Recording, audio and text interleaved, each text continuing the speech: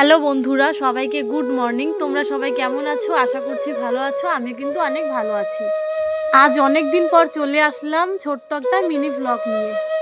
ঘুম থেকে উঠে বাসি কাজকর্ম করে চলে আসলাম সোজা রান্নাঘরে নিজের জন্য চা বানাতে। বর মশাই চা না খেয়েই চলে গেল সোজা কাজে, কিন্তু আমার আবার চা না খেলে মাথা আর দিন দুটোই ভালো যায় না। চা খেয়ে আমার সোনামার জন্য একটু দুধ বিস্কুট গুলে দুধ বিস্কুট খাইয়ে দিলাম। আর এটা কিন্তু আমাদের বাড়ির দেশি গাইয়ের দুধ। আমি কিন্তু আমার মেয়েকে যখন 11 মাস তখন থেকে দেশি গায়ের দুধই খাওয়াই, ফর্মুলা মিল্কটা বাদ দিয়ে দিয়েছি তখন থেকেই। দুধ বিস্কুট খাওয়ানো হয়ে গেল, আমি তারপর আমার সোনার জন্য একটু খিচুড়ি ওইদিকে বসিয়ে দিলাম।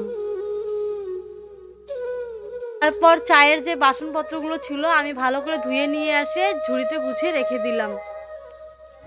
আগের দিনের অনেকগুলো ভেজা জামা কাপড় ছিল, ওগুলো ভালো করে শুকোতে দিয়ে দিলাম।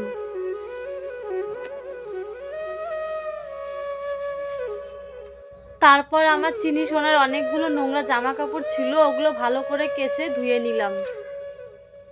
আর আজকে তো আমি জামা কাপড়গুলো ঠিক টাইম মতন ধুয়ে নিচ্ছি। অন্যদিন তো জামা কাপড়গুলো ধুতে ধুতে 12টা 1টা বেজে যায়, জামা কাপড়গুলো শুকোই না, ভেজাই থাকে সব। পরের দিন আবার শুকোতে দিতে হয়।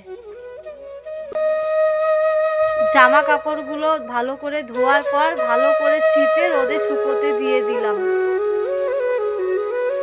আর এইদিকে জামা কাপড় মেলতে মেলতে দেখছি আমার দুষ্টুকুড়ি কলের পাড়ে চলে গিয়ে খেলছে, তাই আমি তাড়াতাড়ি করে নিয়ে চলে আসলাম। জামা কাপড় ধোয়ার আগে ভাত বসিয়ে গেছিলাম, এদিকে ভাতটাও হয়ে গেছে, তাই ভাতের মারটাও ছেঁকে নিলাম।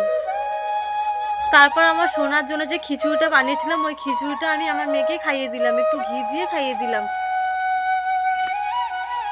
খিচুড়ি খাওয়ানোর পরে মেয়েকে ঘুম পাতিয়ে আবার চলে গেলাম সোজা রান্নাঘরে তরকারিগুলো করে নেওয়ার জন্যে।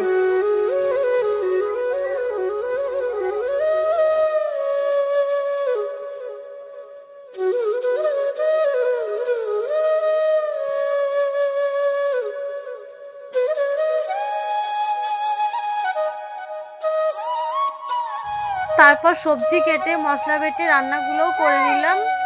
আর আজকে রান্না করেছি আলু বেগুন দিয়ে রুই মাছের ঝোল আর লাল শাক ভাজা।